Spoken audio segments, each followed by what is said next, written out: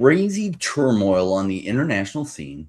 Does this lead to people moving to digital finance? And how might this affect digital collectibles? There were two Donnies that sold last week on VeVe and a recent Avatar release that sold out reasonably well. But did you notice that the mint number for the year that it was released sold for big bucks? Now, before we get started, I want to share with you why I created this channel and podcast. Now, I grew up poor in life, and I realized that money allows us options in life. After a few months of being in crypto back in 2017, early 2018, when I started 8 years ago, I recognized that there was the most amazing, massive potential for financial gains that will change your life completely. And I had been waiting for this chance my whole life. Now, crypto can and will change your finances and your life, but only if you're doing it right. You see, 95% of people in crypto don't make meaningful money or flat out lose money. Only 5% of crypto investors make life-changing gains that take them into the lifestyle we all dreamed about as kids. It's kind of wild. If you think about it, most people in life go through their whole day and much of their lives on autopilot. They don't stop and question the script that they're running that leads them to mediocrity, and they pass up opportunities like what is happening with crypto and digital collectibles. Now, every once in a while, you meet someone who is awake, and you can tell it immediately. By 2021, myself being in this space using smart long-term principles, I was able to fire my day job and move to the city I wanted, put myself in position to never have to work again.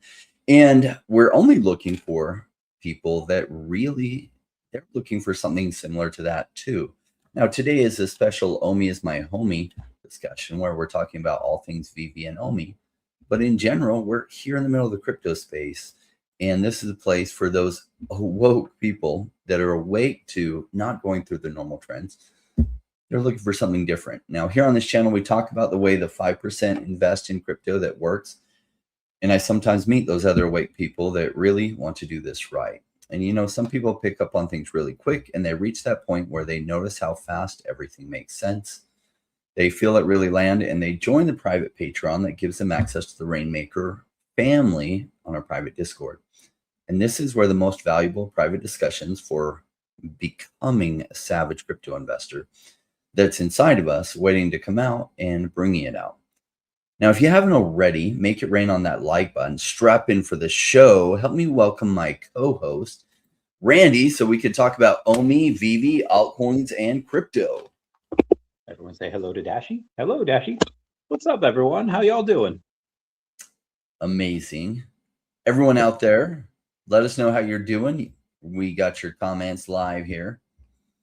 So whether you're joining us on YouTube or whether you're joining us on Twitter, let us know.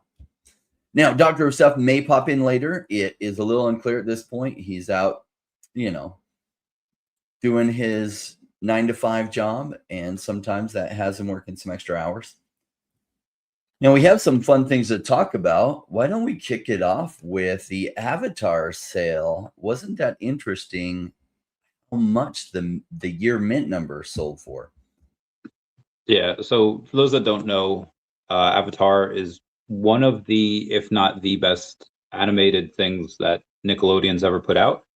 I specifically say animated because there's a lot of other things in the 2000s that they did that went away kind of from the animation. They did Drake and Josh, The Amanda Show, they did iCarly, Victoria, some of them really, really good. But as far as animated goes, everyone kind of goes to SpongeBob, and that's great, but it's a special kind of, it's a different kind of show. Meant for kids at the time. Adults can watch it, but Avatar, the ratings on IMDb, there's no bad episodes. Even the ones that aren't good, out of the 60-something episodes that they did across 3 seasons, they're still really good. And this is one. As soon as I saw it, I was like, okay, I'll put $1,000 bounty on the mint 2005. And I expected comics and crypto to come in with a $2,000, $2,500 bounty. They blew it out of the water, $5K right up front. I was like, oh my God. I was a little salty, like, can you give the rest of us a chance? And they're like, no, we're not. I was like, okay, fair point, fair play. And then they didn't get there's this guy named Draco, DRAHKO, I think. And he does this on a couple of them, not every one, but on a couple of the, I think he did it for a TMNT and a Street Fighter. And on this one, he's just like, he didn't exactly say how much, but he said, hey, guys, I'm going to put my own bounty out there. It's not affiliated with anyone, like Sean O'Hare and Spencer from Comics and Crypto. That's their company. He's like, this isn't through a company. This is just me, my own personal collection. And he said that he would pay an OMI because for Comics and Crypto, for their stuff, like buying all these gems, especially with a credit card, you get cash back on that. And that's pretty awesome. So it builds their business credit, and then it also, they get money back on it.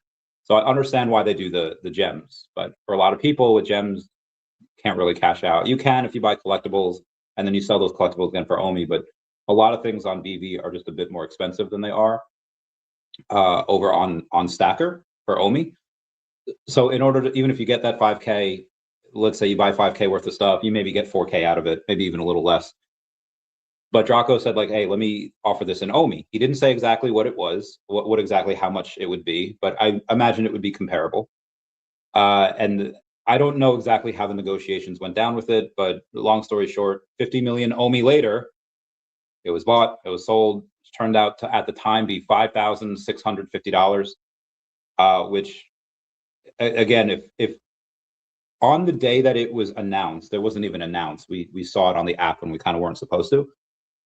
But on that day, if I were to say I would put up a $5,000 bounty, or like this will go for $5,500, like people would have said like that was nuts. And yeah, to a lot of people it is, but we have about 1,000 users per day on any given day, give or take. And just 2 of them, that is 1/5 of 1%, got a certain mint number up to $5,650. Like he had, like I imagined he would have liked to have only paid $4,000 for it, but there was a $5,000 bounty on it, so he had to incentivize someone to do it. Because for me, even, like, I don't know Draco. I assume he's a cool dude. He seems to be a great collector, a big supporter of VeVe, but I don't know him. I'm friends with Sean and Spencer. So if I would have got it, I wouldn't have even asked for the 5K for it. I would have been like, hey, listen, just give me like 3,500 for it or something like that. So in order for him to, and because they're well liked in the community, in order for him to go in and say like, hey, I need to secure this, he offered more than 10% higher than what they were offering. And this is just with less than 1,000 people here. That's just with the two of them. What happens when you get 2,000 people here? Does that number go from 2 to 4? Happens if you get 10,000? I mean, there's probably going to be, there's a lot of Claynosaurs, Chimpers, Pudgy Penguins, Milady Makers. There's a bunch of these other IPs that outside of Web3 nobody knows, but they've been getting a decent amount of traction lately. And again, nobody knows the IP outside of Web3. Everyone that grew up like me in the 90s and 2000s knows what Avatar is. Avatar Aang, the one that we got, he is my least favorite character in that show. And I own 20 of him. Mm-hmm. Least favorite character in that show. You can go over that if you want, but I don't even like him. But people are selling him for like $14. And again, I don't want to like shill here or anything, but this is one of the biggest IPs that Nickelodeon will ever put out. They continue to release stuff across the next over the years. Again, the show's 20 years old at this point, 21 years old, but they continue to come out with stuff, whether it's live action, animated series. They have a animated movie coming out later this year. They're always at Comic-Con at the Nickelodeon booth. So yeah, big IP. I think a lot of people are sleeping on it. Just my opinion. It is a big IP, but you bring up a good point that right now, a lot of people who are here were around in 2021, and they remember what happened late 2021, early 2022. Then that just as you had a number of people really coming into VeVe because of Marvel and Disney, and some of it was the altcoin rally, rolling some money across the different crypto spaces. As more people came in, those prices escalated tremendously. Todd McFarlane Batman's, which sold for 80 gems on the app, were then selling for $16,000. And so, like, we will get a flood of people again. And some of these prices, especially when you're talking special mint numbers for releases of big IP, those things can really, really escalate. Much like the prize Pokemon card that you sold, well, you bought and then you sold not long later. As more people came into Pokemon, it became a huge, like an even bigger, more important social flex, and the amount of money you were able to sell it for went up tremendously. Yeah, and it doesn't matter what market it is. You talk about real estate a lot. It happens in the stock market, NFTs clearly, but Pokemon as well. In 2016, for the 20-year anniversary, and Pokemon Go came out, so two really big things. You had a big pump in the cards. Mm-hmm. Then by 2018, it went from a seller's market, suddenly it was a buyer's market. Everything had cooled off a little bit. Some of the games were doing okay. The anime was okay, but a lot of the stuff went down. Like, you had a high in 2016. 2018 prices were very low. 2019 prices were very low. I was getting first edition PSA 9 holos for like $14. That is less than the cost that it is to buy open a pack and grade a card. It was ridiculous. And in 2019, 2020 comes around, pandemic, things are going down. But then people started getting those $1,200 checks, it starts to go back up. And that may or may not have kicked off a rally. That probably would have come anyway because of the fact that 2021, you have that 25-year anniversary. So you had the COVID checks, you had the 25-year anniversary. Justin Bieber had a story with like Pokemon cards on his wall. Ariana Grande showed off her EV tattoo. Stuff started pumping again. And me buying in 2019, 2020, made it rain. It was great. And then 2024, stuff started kind of going back down again. The sale that I had for my trophy Kangaskhan in 2021 was the record sale up until about a week ago. Why? Because money had kind of left that, gone to other stuff. But then what happens this year? You have the Logan Paul pump with the Pikachu Illustrator, and then you have the 30th anniversary. Everything started pumping again. So it seems to be that every 5 years it coincides with that. For crypto, obviously, it's much the same, 4 or 5 years. For NFTs, we haven't had that second pump yet. I think we will. And that's why I'm still bullish. And the company with the largest NFT platform happens to be VeVe. And the way to get a bunch of those, especially for discounts, is with the OMI token. So that's why I like it. Yeah, like some people have lost patience and left the space, and it's hard to save those people, but a lot of people get it, right? A lot of people get it. It's like, okay, the 4-year cycle didn't play out as clean and easy as everyone would have liked. But when things are super easy and everyone can do it, then everyone does, and there's no gains there. Part of the reason that crypto gains can be so ridiculously high is because there's segments of unpredictability. For example, the 4-year cycle didn't play out.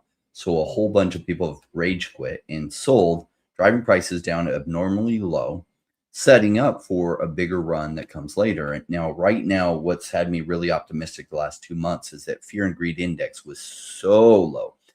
And that's a sign that bull market is incoming. And the reason is because it means so much capitulation has happened. It was one of the lowest numbers it's ever hit on the fear and greed index. Now, it's come up some because the altcoins and Bitcoin have rallied some. Some people want to know, like, is this the end? Like, are we going straight up from here? And the truth is, I don't know the answer to that question. But the way I trade, I don't need to know the answer to that question because I'm not trading with leverage. I can just hold. And sure, would I love it to be in 3 months? Yes. Might it be in 6 months? It could be. But here's what I know. Web3 is a huge part of the technology of the future. And so the focus will come back around to this. And anyone says otherwise, like they're just really short-term thinking. It's hard to predict exactly when those dates would be, but it's strongly likely to be in this next year. Could be in the next couple months. If not, it'll probably be later this year. Agreed. So Philip had a question here. Hey, Randy, you said a couple months ago that if you would not be around YouTube anymore, if crypto doesn't moon first half of 2026. I was sent a post. You're the second one to bring this up today. I was on the phone with someone that's in crypto Twitter, or that's and she sent me a post by Wes that had clipped that. I think it was from several months ago. It was from last year. I think summer of last year, maybe before, maybe a little after. But saying, yeah, if any of my stuff doesn't pump, I would focus more on other stuff. I would go back into high risk lending. I would kind of put YouTube on the back corner, because at these prices, do I want to continue doing things where it might have to sell a collectible every now and then, or might have to sell crypto every now and then? Or do I turn the machine back on and start putting more attention on things that can get you upfront money right away, and then buying those? Short term, that's probably the better idea. Long term, I don't know, because since then, a couple of companies that I had shares in have gone crazy, and in the best way. So much so that what I had said prior, I don't want to say I would pedal back on or backpedal on, but it's just no longer needed at this point. Again, in that summer, maybe even spring of last year, yeah, there was a real chance that I would have wanted to go back to high risk lending and to buy a bunch of crypto down here, because that would have been the quickest way for me to get additional capital into that. Now, because again, some of those companies that I had shares in went crazy in the best way, that's no longer needed. So the crypto itself can go to zero. It doesn't matter to me. I don't want to say it doesn't matter. It would not affect my life in any negative way where my lifestyle would have to change. Now, if a lot of crypto does go down, and this is why you've seen me kind of say this over the last couple months, kind of hope it does, because if it does go down, then I can buy more at these great prices. If you can bring that comment up again, I don't know if I'd answered that question. Yeah, I think that fully. Oh yeah, so again, there could be no big pump. Nothing for me changes. I'll keep on doing this as long as I feel like there's stuff that's undervalued. As long as I feel like I can bring value to the people that are listening. Like, hey, here's what I see happening in this area, and this is how it affects this area, and here's how it could affect other things.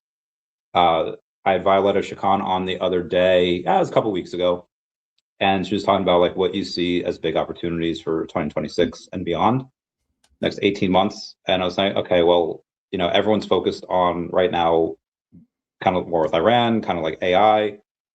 And yeah, people were focusing on big contracting companies like DynCorp, Blackwater Federal Contracts, stuff like that, like Corvallis.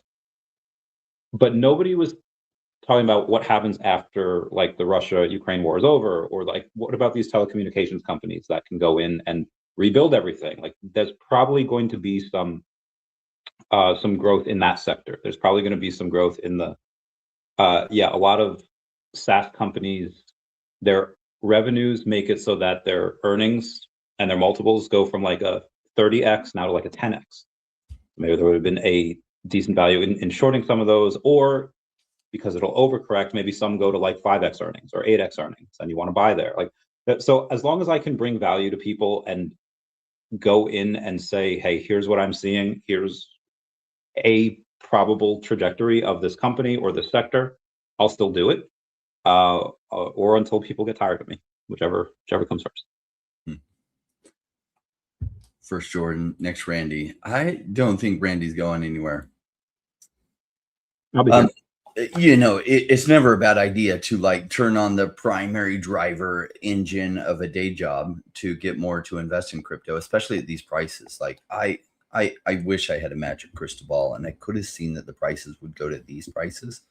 I would have just kept all my capital liquid from 2.5 years ago and then just dropped it all in literally in the last month. And it's like, well, it could go even cheaper than this. It's like, it could. These prices are so drastically ridiculous cheap. I mean, OMI at the market cap it's at, DEVVE at the market cap it's at, one chain, any number, DEVVE at the market cap it's in. Well, shoot, I wish. But the problem is we don't have a magic crystal ball. On the flip side, it'd be perfect to know exactly what heights everything is going to go to, so you know exactly when to sell at that point too. It's like we just don't have that. So it's just making good guesses on projects that has a strong team, strong narrative, their risk versus reward seems like it'll make sense. Following up on that, Ben Crea says, do we think that recent AI developments will lead to new projects leapfrogging those in longer development? Yes, some of them. And it depends. Yeah, you will see more of that because you can, with a leaner team, catch up and get ahead by better architecture and utilizing AI really well. Rain, are you still heavily researching new projects in this bear still? No. I'm very slowly researching, finding things, only things that really, really, really catch my attention. And the reason is because I'm fully allocated. And so reallocation just has to do if something goes up some, I want to move into something else, or if I see something that's just too good to pass up. But a lot of the bets that I love deeper still. Like Illuvium is farther down the road, still plenty of runway. The token is cheaper than ever. OMI, the token's almost as cheap as it's been this whole bear market. And yet I feel like the viability of the company is stronger than it's ever been. Definity company is stronger than it's ever been. And yet, I mean, this isn't the lowest price it's ever been at, but it's not far off of it.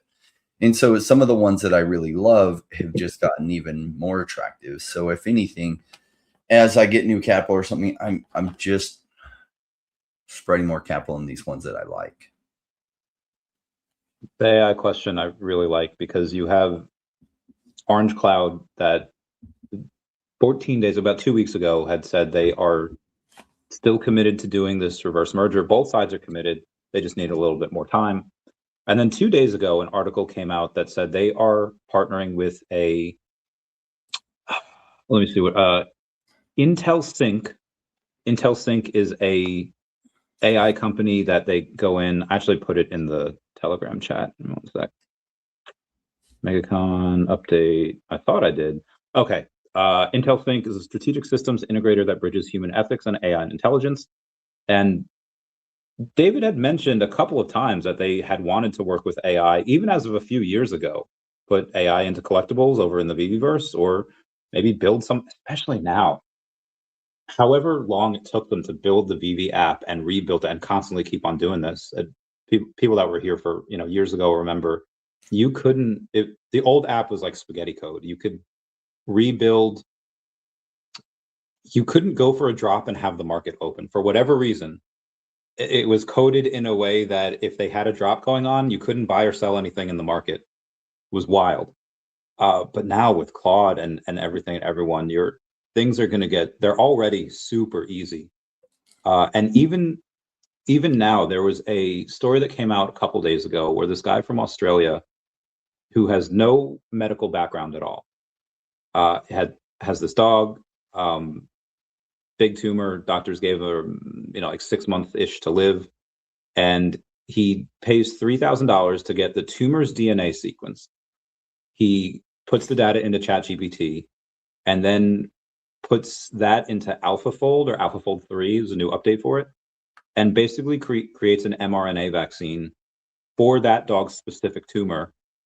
And it worked. And the tumor shrank massively, extended the dog's life. And this dude has, again, had zero anything to do with anything medical. Even with someone like me that was in the field for the better part of a decade before I joined the military, most of what I had learned is probably outdated by now. All you need to do is do that type of thing. And granted, there's a lot of red tape, even with the dog in Australia. So to do that with humans, probably going to be a little hard. Again, a bit of red tape. But this is what AI does. it makes everything super easy. So to create an app or to create another app, like if they wanted to add anything on it, they could do it with a junior developer and like a couple months, because they already have the base code for it. So anything that they want to do with this, with the VeVeverse, is going to be very easy for them. And now they're suddenly partnering with other AI integrations company. And granted, the deal may or may not go through, but if they're going to have a reverse merger and they're going to own Orange Cloud, and Orange Cloud's partnering with this AI company, I guarantee you that AI company can do something with VeVe.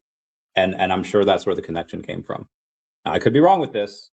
That article had no mention of VeVe. VeVe was conspicuously absent, but I don't think they need to be mentioned in everything. If David and Dan are going to take ownership of Orange Cloud, everything's just assumed in that. Rain, tell me if I'm acting crazy here, if I'm really reaching, or if like, no, that makes sense. Reading in between lines. That's probably looking deeper between those lines of like, then I don't know, on the speculative side, I just kind of wait and see, like, where is this going to go with AI and VeVe? I don't know. What I'd like to see is more animation opportunities with the different collectibles that you have, and more functionality that you could have with the collectibles. Say you could make them move, or you have a lot more, like, you remember for a little while, like Spider-Man, a bunch of things, they had animations in it, and then that's more dropped off, that there's fewer of those. What if down the road you could do more with the collectibles you have, even the ones that are static? And maybe AI makes that easier. Maybe it makes it easier for them to animate it. Who knows? I have been looking a lot deeper at what's going on with AI in video, AI in programming, and everything. It's pretty fascinating. It literally, I watched Iron Man, the original, last night with my wife. She'd never actually seen the original, and I thought of, Iron Man there with Jarvis, and he's like, Jarvis, do this, do this. Really, that's kind of what AI is for us. It's an augmenter, right? So he still has to have the origination, think of some things, but then Jarvis can grab all the research, bring him huge amounts of research and answers really, really quick. And that's what AI is giving us. Okay, I want to code this, and you have to somewhat architect it out, but then AI will help you architect it out even better, and what questions to ask, what to think about, and how to avoid a lot of mistakes, so your time to development goes way down. Freaking love Iron Man. That is such a good movie. Oh, that's yeah, one of my favorite things. Yeah. So prior to that, we watched Daredevil, right? Which now, at what point did what's his name, Stan Lee, sell Marvel to Disney, or sell Marvel? So he sold the rights to a lot of these characters in the 90s. He actually wanted to sell like most of them to Sony, and Sony was just like, none of these other characters matter. We'll take Spider-Man, and like that's it. So a good rest of them went to, like, the X-Men went to Fox, and I think so did Fantastic Four, and then yeah, so Sony missed out big time with that. And then Marvel did this really interesting thing where, after they wanted to buy a bunch of these rights back, they couldn't get the rights for X-Men or Fantastic Four back. So they're like, we're just not going to print these comics. We're going to push Inhumans. We're going to push everything, like, to make it so that there was as little spotlight on them as there could be, which is absolutely savage.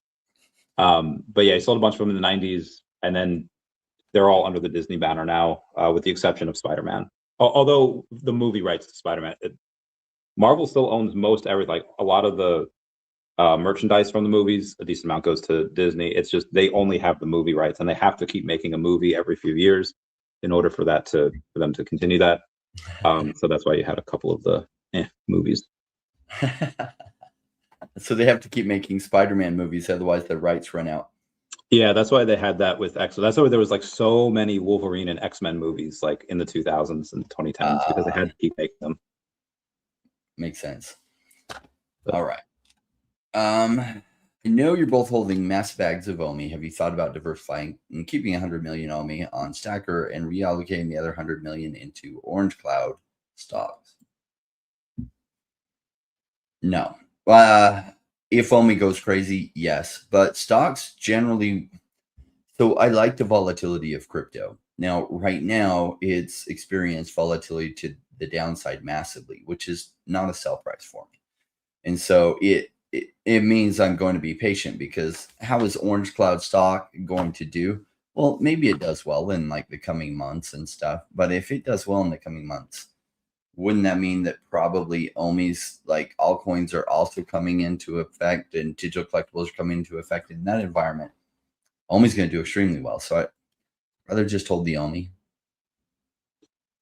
Yeah, if you could make because again, even though I got my dollar cost average down a lot, I would still not want to sell OMI for that, because one, the deal might not go through, and if it doesn't go through, then you're buying a company that's just been losing money every year, and if it weren't for this announcement with VeVe, then there's a decent chance that their stock might not be over $1. They get delisted from NASDAQ, go to the pink sheets. Like I would not make that bet.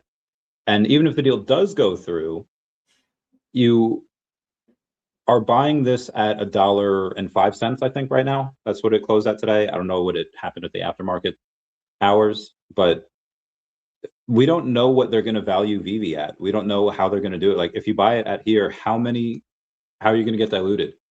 Because obviously VeVe is going to be worth more than them, because they're worth like $6.5 million. VeVe is going to be worth a multiple of that. Are they going to be worth 15, 20x of that, or 3? Like, we don't know, but I just wouldn't buy that right now. I would wait to see what VeVe is going to be valued at, what they come in at, what we can get it for at, and then if I wanted to do that, I would just put new money into there, which I probably will. I'll put new money into it and buy shares of the new, whatever they changed the ticker to. I don't know if I'd want to sell OMI at these prices for that. Even the stuff that I've been getting lately, like I've been buying a lot of comics, and lately I just bought 20 Avatar Angs. A lot of that's just me buying OMI specifically to buy these things. I'm not, Wes liked to put words in my mouth the other day. He's like, well, you're selling OMI at these levels. I was like, no, I'm not. And he's like, okay, well, you're taking OMI and you're swapping it for these collectibles. Like, true, but that's not the OMI that I had bought at whatever. Just buying new OMI now, and then using that OMI to buy these collectibles. So also, I'm fairly well diversified. OMI is generally one of my smaller holdings, not because of the money I put into it. Money I put into it was massive. It's just, it's worth so little now. It's just one of my smaller holdings. I don't see a need to really break it up. If anything, I just want to buy more, just because of the fact that, again, it's so low.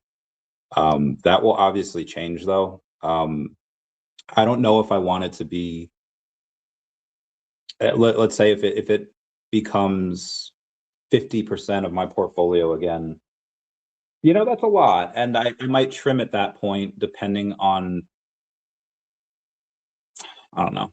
If it becomes 50% of my portfolio, I'd probably trim a little bit till it's down to like 40-ish. But it depends how the rest of it does as well. I know like Kathy Wood has that, where she doesn't like, she did that with Tesla years ago, where she didn't want it to be any more than 10% of her portfolio. So every time it went to like 13 or whatever, she'd trim a bit.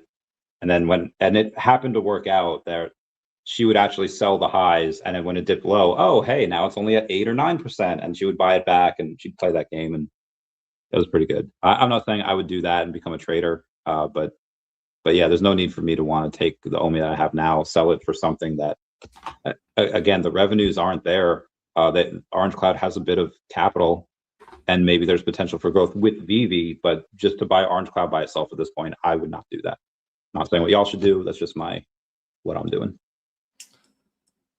Good. Well, some more recent activity on the VeVe app with 2 Donnies selling. Do you want to share with everyone what the Donnie sold for? Yeah. So we had one sold for, I think, $3,500, which is fine. That is fair. And then another one sold for, I have it right here over on Stacker. One sold for $3,500 and one sold for like $5K. And any new person coming in, I don't think they would know why Donnie was really so important. Honestly, like, even a lot of people back in the day didn't really know why he was important. Story behind him is that we got the Chinese license for Powerpuff Girls. So only people that were in China that had the app could go in and get these. So that's how this one girl, Jane, she got like a bunch of them, and you had most of these being minted by just a couple of people. So most of the supply was just with they were just with a handful of people, and it was very, very hard to get one, and they made you pay a premium. Fair. They were in China. They got that bread and they sold it to us. And to get that premium, you had to pay tens of thousands of dollars for it. In the realm of Powerpuff Girl lore, Donnie was not even in the old show. He was in the reboot. He was a horse that identified as a unicorn. Cool, new age. I think even within the Powerpuff Girl fandom, I don't like there's a reason he was like the scarcest. Like he was not the most coveted or loved character, probably a bit annoying. And yeah, that's why he was so. But for the new people to come in, they're not going to know that story. And even if you're a Powerpuff Girl fan, you're probably not going to want Donnie. So my theory is that it's older people that had accounts previously that are coming back and like, you know what? This was $30,000 at one point. I want to get him at 3K. I want to get him at 5K. And that's why they're probably doing that. I could be completely wrong off that, but that seems to be the calculus there. It's funny. It's somewhat random how Donnie became a Grail, because Donnie in itself in that IP shouldn't be a Grail, but because the scarcity and the China thing and the complexity to get one, because one of the main things that drives price is scarcity. Because it was so scarce, it made it desirable, even though by other metrics it wouldn't be desirable. But it was Powerpuff Girls the first license that they had, or was it Batman Black and White? It was one of the first few licenses they had, period, on the app. Yeah, Batman was the first one, but the first license to sign on was actually Tokidoki. Okay. But that's Asian license, same thing. So they started with the Asian stuff, and then obviously they got to Batman. But that was, one of the first ones. That's funny. Yeah, and most of the stuff, the Donnie sold out quicker, but like even when I came in early March, they still had some of the Powerpuff Girls things on. It's just Donnie was all gone. You had to have a China IP to get it. Yeah, that was hard. It's hard on it. Now, let's talk about global events. War with Iran scared the markets at first. Now they seem to have leveled off a little bit. Fear and greed index is up because Bitcoin and altcoins are up, but like it went up a lot. It went from 5% on the fear side up to like 28%, which is still on the fear side, but nowhere near what it was. So is the bear market coming to an end? What do you think, Randy? There's an episode of Dragon Ball Z where Piccolo goes to the lookout to Kami, to the only other Namek that's on there. And he says, like, hey, you're the guardian of Earth. You've seen what's going down. Androids were here first, terrorizing. Now Cell's here, another bionic android. We need to fuse. If we fuse, we can be stronger than them all. We could end this conflict. And Kami says that I want to see how things play out first, which is very controversial at the time because people were dying. All of this to say, I promise there's a track in my head, that I don't know if the bear market is over. I want to see how things play out first, because you have Hegseth and Trump saying like, no, this war is over in a couple weeks. You even have Democrat John Fetterman saying like, yeah, from all the intelligence I've seen, and he's part of those hearings. Like not every politician gets to be in certain hearings, with certain intelligence hearings where you get to see certain things that are classified depending on what your committee you're on. There's hundreds of members of Congress, not all of them get to see this. But as senator, he was able to see a couple of things. And he's like, their infrastructure is gone, their Navy, their Air Force, all of this is gone, or at least to the point where they're really no longer a threat, or at least not as big as they were. And last week, you had oil at like 120 a barrel, give or take. And not just Trump, but any politician, they say stuff all the time just to calm their constituents, to rile up the other side, to distract on what they don't want attention to. But when it comes to the market, it's very hard to fake out. And there's, especially now because we have the tools, there's live Google images of stuff. Heck, even Pokemon Go, they have the largest database of pictures of the world because hundreds of millions of people were taking pictures of Pokemon Go. So the playing field is now level for everyone. And when Trump the other day said that, yeah, it's going to be over soon, oil will start to go back down, the price will plummet because the markets believed him. If they didn't believe him, oil would have stayed exactly where it was and kept going. It went down to like $80 a barrel because the market's like, yeah, no, this makes sense. Everything is adding up. Regardless of what Trump says, here's what we believe is going to happen, and that those two happen to align. And same thing today when he said that they're going to take over the Strait of Hormuz. So I think that the markets are ready to believe that the war is going to be hopefully ending quickly. With Venezuela, that was amazing, in and out in a couple hours. Over in Mexico, there was no boots on the ground. There was no operation. They just kind of did that through other means. So with this, I think that as long as the war continues to believe to be short, and there's not a ton of blowback, like today there was a DEFCON Charlie admission for McGuire Air Force Base because there was a bunch of suspicious packages over on different buildings, and like, okay, hey, everyone go home. Everyone like only go through this one gate. Like this is a possible terror attack. For DEFCON normal, then Alpha, Bravo, Charlie, Delta. Delta is when it's already happened. Like and they're at Charlie. They're like, hey, there's something that's likely going to happen. And I think there was some talk about drones attacking the West Coast from Iran in California. Thankfully, it doesn't look like any of this has happened yet. But as long as the blowback is minimum and the war is short, I don't see any reason why the markets wouldn't have a healthy bounce from here, which it seems to already have. We were down to 59.9 for Bitcoin. We went to 76 yesterday, down about 74 right now. I think once we kind of get that momentum going, one war ends, another war ends, keep going, the markets kind of calm down a little bit, and then hopefully it's off to the races. They're really pushing for the Clarity Act to be passed before Easter. Even if it's not before Easter and it goes into May, cool, Jerome Powell gets out. Like, I think this is turning out to be a very bullish time in the next couple of months. Could go down further before then, but again, this is all just my opinion. Also, we're operating with conjecture. There's a bunch of stuff the government doesn't release. But I want everyone to remember back about a month ago when Fear and Greed Index was down at 5.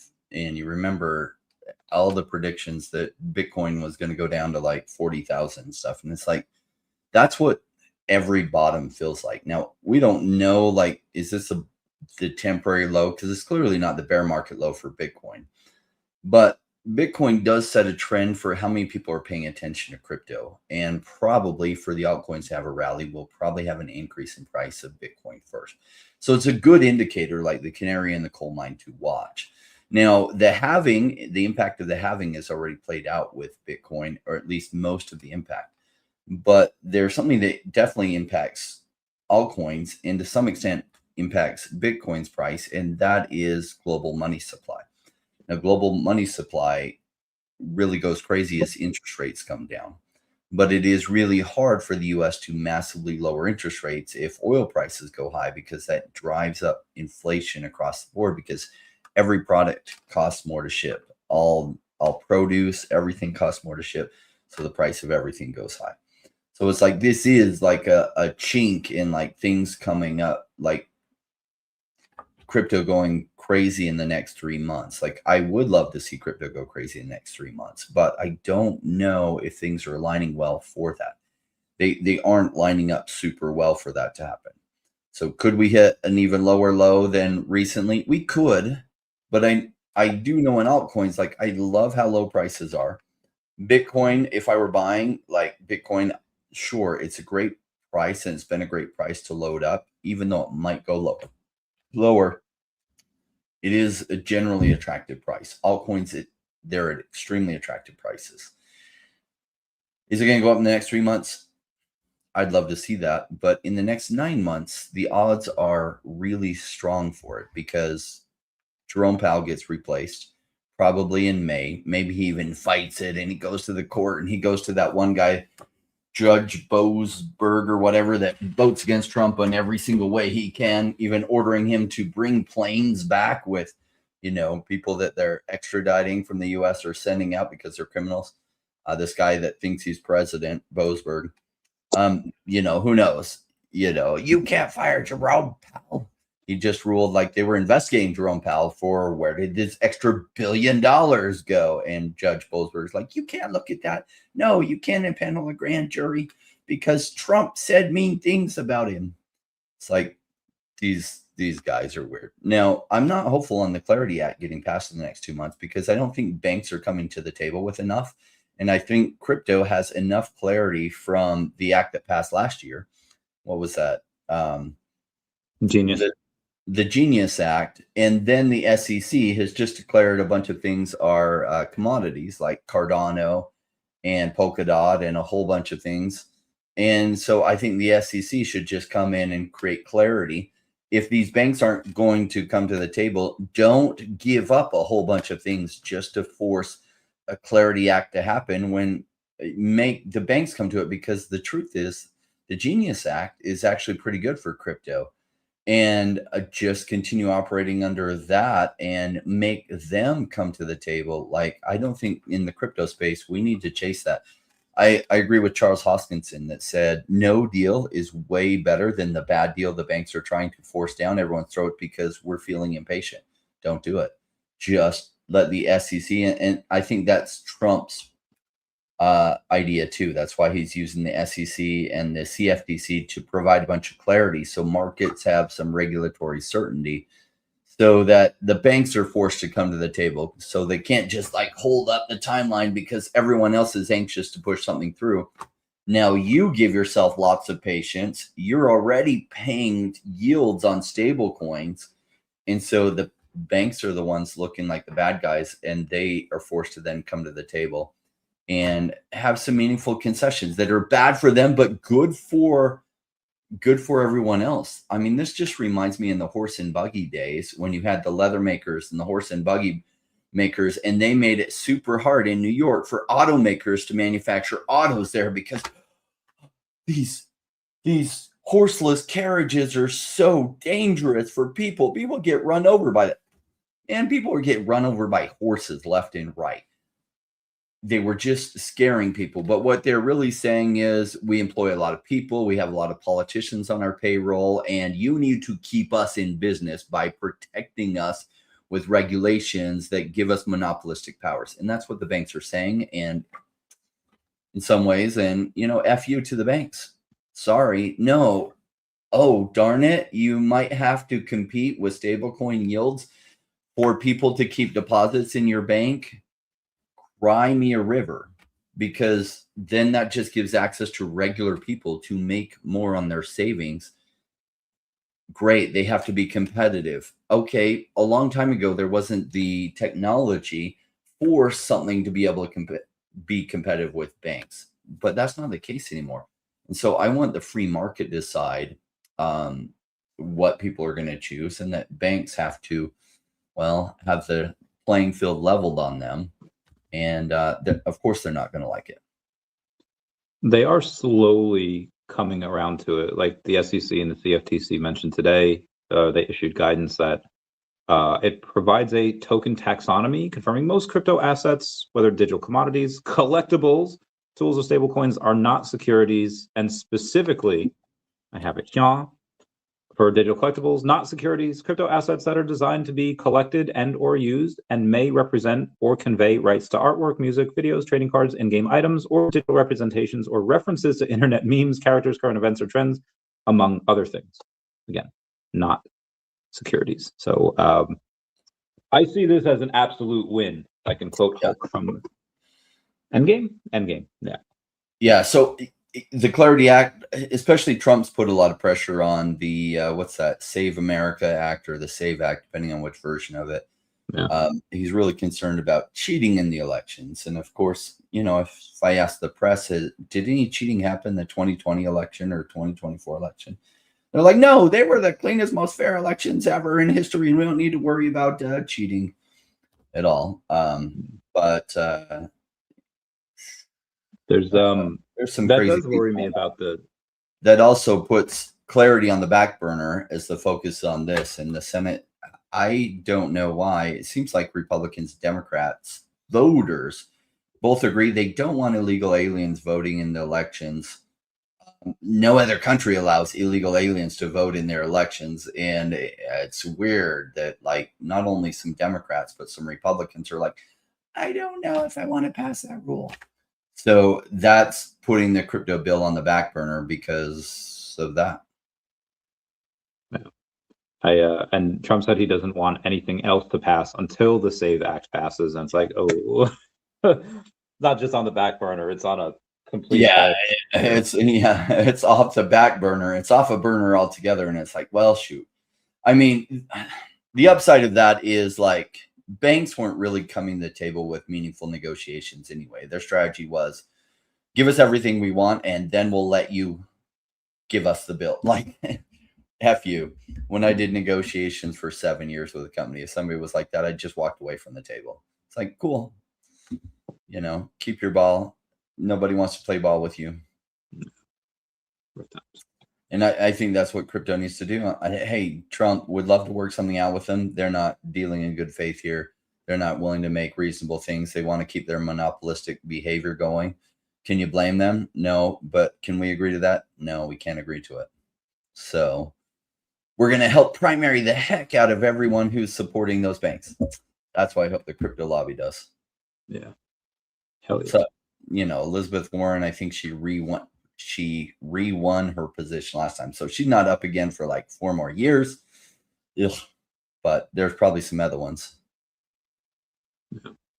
And maybe at some point we get legislation saying that there's term limits on some of these people and they can't serve for 40 years. That would be nice. Term limits, man.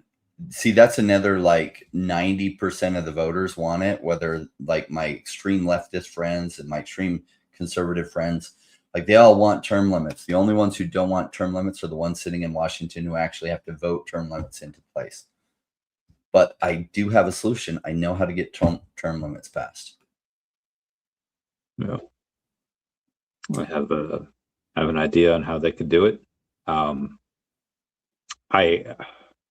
I don't know. Yeah, it would take another piece of legislation saying, like, you can't put 100 different things into one bill. Just have one thing on there. If that's all it took, then that would be it. Here's the secret to getting term limits passed in the U.S. Increase their pay, because the truth is they don't make enough to not be corrupt and live in Washington, D.C. $250,000 that they make. It's like, oh, that's plenty of money. It isn't in DC. It is not. And they can't put their kids in the private school or the public schools there because the public schools are run terribly there. And so their kids are not safe in the schools there. They just aren't. And so then they got to pay for private schools, $20,000 or $40,000 per child per year, sometimes $60,000. And so they can't make it without being corrupt. So what you get is a huge push for people to be corrupt. So the truth is the U.S. needs to pay those politicians more. I hate it too. It just is what it is. In Mexico, part of the reason that so many of the police are corrupt is because they pay them so little, they cannot make ends meet without being corrupt. So there's this huge incentive that pushes them towards corruption. So you have a lot of otherwise would not be corrupt police who are now corrupt because they got corrupted by the system. DC is the same problem right now.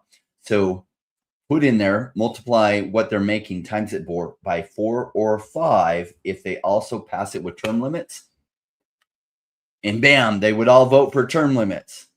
So if they're a sitting senator, they would get 2 more terms from the one that they're in. They would all freaking agree to that if they got 4 or 5x their income. And the House members, they would get like 5 more terms, up to 5 more terms too. They would all agree to that. And you would get it passed. And then all of a sudden, you would have 80 or 90% of the politicians wanting it, not just 80 to 90% of the voters. So we just solved the world's problems right there. I'll, take my check in the mail or stable points. We'll see. That'd be fun. All right, so back to crypto. So Donnie's did great. Now we've had some new people, some new activity on VeVe. Do you think that's old users coming back? Do you think that's new users coming in? Probably a little bit of both. Again, like that's where the Donnies, I'd say, were old users kind of coming back, seeing what once was tens of thousands of dollars be a couple thousand. I mean, you have partner statues sell every other day, give or take. You have Todd sell 1 or 2 a day. Now it could be that, well, these collectibles are so great that regardless of who comes in, you know, people get educated real quick. They're in people's top 5. They'll mention them, sure. But again, Donnie was not like that. I don't think Donnie's in anyone's top 5 collectibles that everyone should get, because he's just not. So that's why I think it'd be older people coming back. But we have the data for 2021 that get the value of Donnie's, because it's not easily apparent the value of why is that one so expensive. Yeah. For the newer people coming in, McFarlane Batman, unless they've been around for a while or somebody who have explained it to them, they wouldn't know to get that one. Yeah, because there's so many of them. And he's not the most expensive either. Usually you could say, okay, what's most expensive? Kind of pay what you get for. And yeah, Riso's still great. Like he's probably Riso has a higher rarity too, right? So if they're just coming in, they look at season 1, they would probably go for the Riso. Yeah. If they were brand new and didn't know anything, they didn't have an OG kind of laying it out for them. So probably it's existing people picking up more. That's a good amount of them, but there are a couple hundred new users we get every week. There are Comics and Crypto had shared, this is private, so I won't say how much, just they were making a little bit for the like new use, like it wasn't their friend get friend program, it was the affiliate program. Link down below. And the affiliate program, you get to see the metrics of, hey, here's how much you actually made, but here's how many clicks you got, here's how many people you got sign up. Unfortunately, you know, for these gems, these people, they bought it in the market, so you don't get anything for that. But these people, they use their gems in the store, so you get something for that. And they're just one entity. You have, I think O'Malley shared something the other day where because of his lives, and he's live on Spaces all the time, he's from his code that people have used, I think he said he's generated like $100,000 worth of people like coming in over the past year or so. I was like, that's awesome. I don't know if that's just from new signups or if that's from something else as well. But again, these are just a couple people. Like you have the friend get friend. Like this is, I think the connection is not there yet with the, like why Axes went so well is because nobody in a first world country is going to be grinding 12 hours a day to make $10. But a lot of people in the Philippines and Indonesia and all these, you know, in Thailand, they will 100% do that because that's a decent wage over there. So I think what is going to happen at some point is you're going to have a bunch of people sharing their code at some point, and you already do, but it's relatively few amount, relatively small. But I think you're going to get a bunch because you do get hundreds of new people each week. A lot of them are probably going to come in really just for the bounties. They're going to come in for the free gems. They'll come in for the free NFT horror head that they had. And for some people, they'll sign up, they won't do anything. And a few months later, as stuff starts to pop off, they're like, oh, I actually have an account. Oh, I have gems. And then they'll get in. So you could have some people sign up. They won't be considered an account because they don't have anything yet. But then as stuff starts to pop off, then they'll start coming in. You're probably having a couple of those guys too. It takes 7 exposures or 7 touches for something completely new to somebody for them to really come around to it. And so those exposures are happening. The priming is happening. So people are like, oh, VeVe, you know, and then when the momentum hits, the number of exposures they have gets condensed too. They have a lot more exposure because they just run into more people talking about it. Then it hits the boiling point that they're ready to look into it and be like, I got to look into this. And then they look into it. And so even there might be a boiling point that gets them to take action and get an account and get some kind of free gems, but they're not in until some point sometimes a little bit later where they're like, oh, this is a big deal.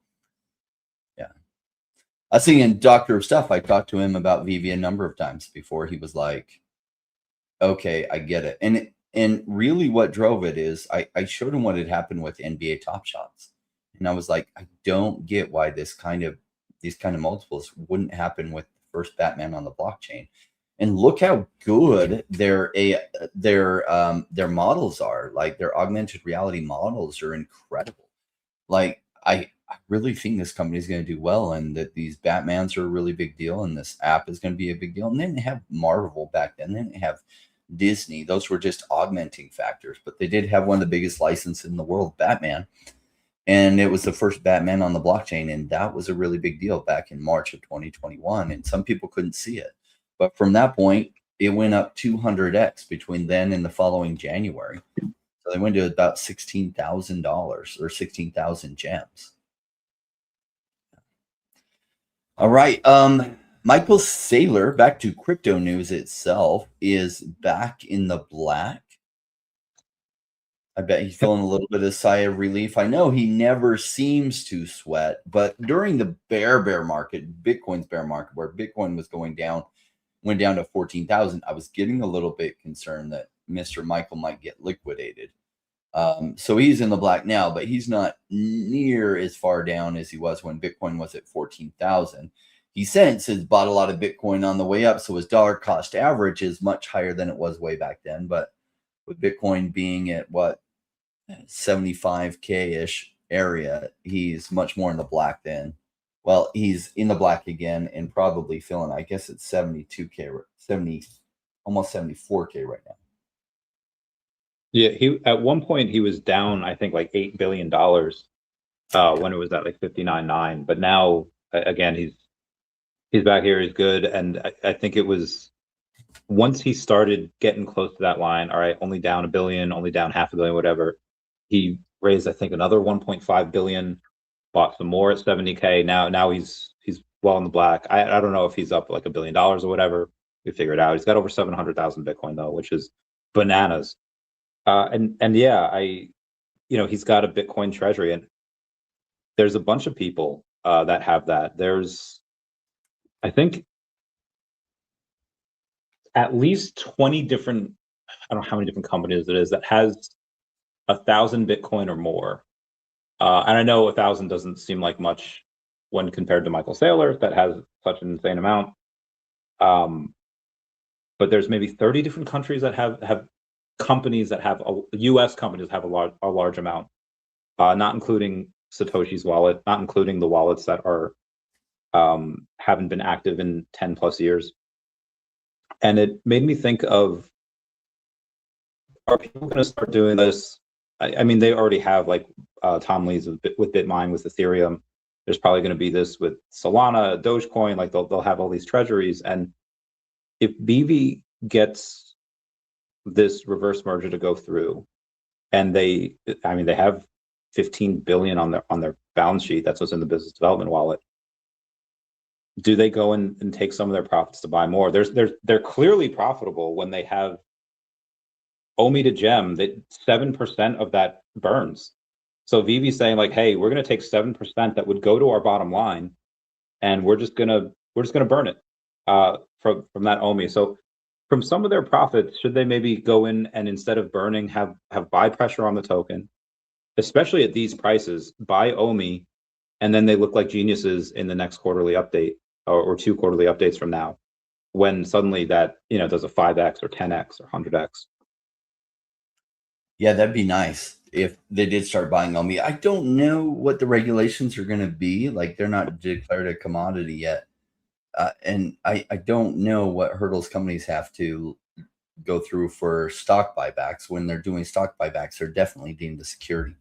And so, like, can they just buy back from the open market without any concern? If so, I'd love to see them buy OMI. I do think OMI is criminally undervalued by the markets right now, because most altcoins, low market cap altcoins, are criminally undervalued. And the beauty of that is that in the swings, I know it feels frustrating when you're dollar cost averaging. Most of the runs in crypto happen in 7% of the time. So just know if you go the smart route in crypto where your dollar cost averaging when it's cheap, it's going to feel sucky most of the time, like literally most of the time. And because you're going to be down because you didn't happen to dollar cost average right at the bottom, and usually not even right near the bottom. And so your dollar cost averaging across this. And so you're actually spend most of the bear market with your position completely upside down. And then it isn't until that 7% of the time when it runs tremendously that you're like, oh, I'm a freaking genius. And we're not there yet. So even following this strategy, it looks like everyone following the strategy is massively wrong. And you're not. This is a strategy everyone I know that became a multimillionaire in 2021 followed. And I know it feels like altcoins will never run again. They will, just like a year. If everyone remembers, I was covering ETH, and ETH was so cheap, and so many videos were saying, oh, ETH's dead and blah, blah, blah. And these other layer ones are so much better and blah, blah. And I was like, you know what? So many people are saying that. Like, I think he's going to have a run because it's big enough. Like, it's not dead by all. That's just, it's overfutted. And that's exactly what happened. ETH went from like $1,200 up to like almost $5,000. And oh yeah, and then you got all these news like, oh yeah, ETH's back in there, you know, better than ever, and blah blah blah. And it's like, where were you when it was $1,200 when the value was there? You're covering it now, and it's $4,500. Like, that's not when the value is there. And so, you know, crypto is valuable when the prices are massively low. Is when the coverage and realizing what an undervalued gem it is. When it's cheap, not when OMI goes to 2 cents or 3 cents. But you will see endless channels covering OMI then. Okay, but the gains have been made. That's when the smart people that are doing things the right way are then selling it into it. Agreed. Sorry, hiccups. I had a rough time with that. But shout out to everyone in the comments.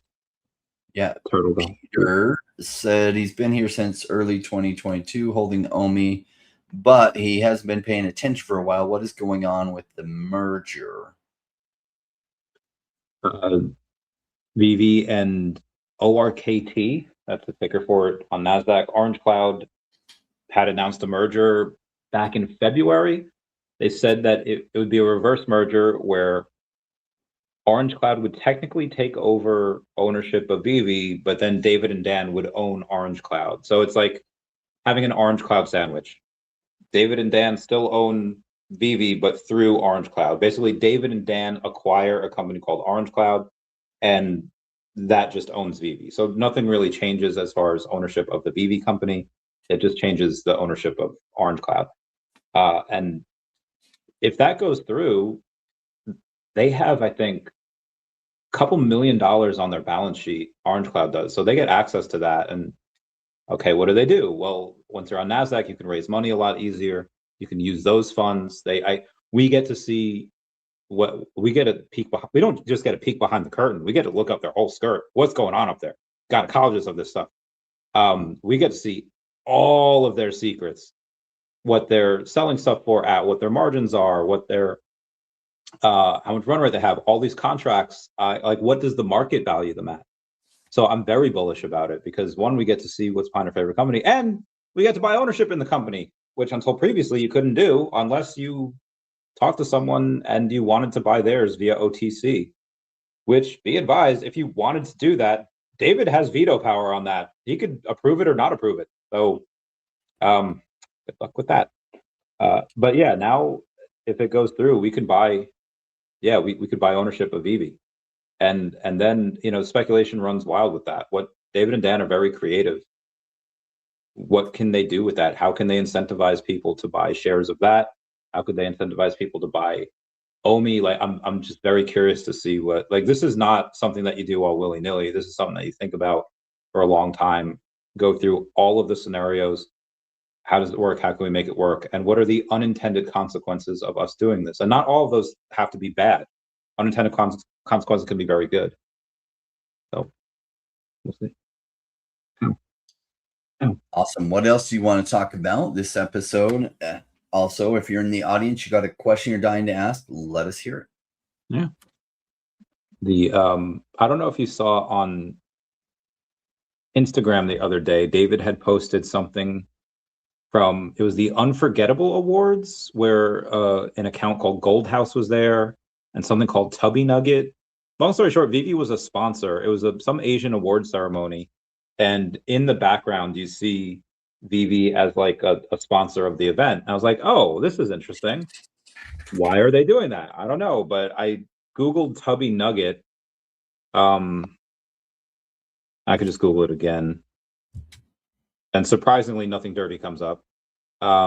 It's a YouTube account that had 700,000 followers, and it's this little dude. I'll show you. And T-Manus. It's a little cute little nugget, and it's a book. And I hope we get him one day. I think if he was going to sponsor that event, I'll actually show the screenshot that I got from the post. A guy named Lee Sung Jin, and you see VeVe over in the background. Same thing with this lady. I forget who she is, but again, VeVe in the background over there. So they're in a bunch of it with Netflix, Gold House, Gush Cloud. Is that Yamaha? Oh no, it's Yamava. It's a resort and casino, and then of course, Tubby Nugget. I don't know who they are, but I think it's cool, and I'm gonna get a couple of him if we ever get that. That's my. So I don't know if you saw anything with that. Do you get things just because they're cute, or do they have to surpass a certain threshold of collectability for you? Definitely have to surpass a certain threshold for me. Yeah. That is where we differ. He's cute, and I'm gonna get one. I don't care how many. How many different... I know. Mine is like 95% through the investor focus. Like sometimes it's like, okay, sometimes that threshold falls, but right now it's like 95% investor mindset, 5% of, dang, I just really, really want this. Pretty much. So many amazing things are on such a really good deal. That's why it shifted that mindset to 95%. It's just like, yeah. Bought some more Boba Fett's like 2 weeks ago. I bought some more comics. I like the low run mint comics, right? That are number ones within certain realms. And like, say there was 1,000 released, or say there was 3,000 released, but only like 1,200 of the 3,000 sold. And so 1,800 got burned. And it's like, it's somewhat speculative. You don't know, will that end up being a big deal? Some of these are just a few years old. So there's no historical record to know like, oh, is this series really even going to do well? You don't know. I like the low total number of mints for some of the number one issues that fall within those guidelines. Agreed. Same. The ones that I've found for that, some of them are the new ones. Because the new ones that come out every Wednesday, they're only 1,000 mints or 990. And most of them, they sell like a couple. But every now and then, it's like, like one of the Spider Boy ones, it's like Spider Boy number 6 or something. I don't know exactly which number, but it's like his sister, which is deemed to be like, okay, that's an interesting one. You know, because that could be a big character. Then there's stuff like, I think it's X Factor number 6, first appearance of like Apocalypse. People were just sleeping that day, I guess, or Avengers number, I think it's 55, first appearance of like Ultron. Again, a bunch of these are just burned or they're super low min, and it's like I don't know. I feel like if you're a big bad in the MCU, probably going to be worth something one day. Especially when there's low mints on it. Yeah. Yeah. Yep. Yeah, low mints are great. Cool. Well, that's all I wanted to talk about. I know crypto feels like depressing right now. This is the beautiful time. And really, like I remember, so I didn't have my private community like I have now. It was just me and a few people that I knew that we just kind of bonded together because we had the same strategy that we're just dollar cost averaging while everything was cheap. And it seemed like the whole world was against us. But I was like, you know what? I don't see why this technology doesn't go massively forward. And it's just a bear market right now, and sentiment changes. Okay, everyone's saying it's completely dumb and stupid and we're crazy and we're just permabulls and it's never going to happen. And then in 2021, it did. And I think another one of those runs is coming, and it's probably this year. We can hope. That'd be great. All right, everyone. We will see you all later, and we're out. Bye-bye. We love you.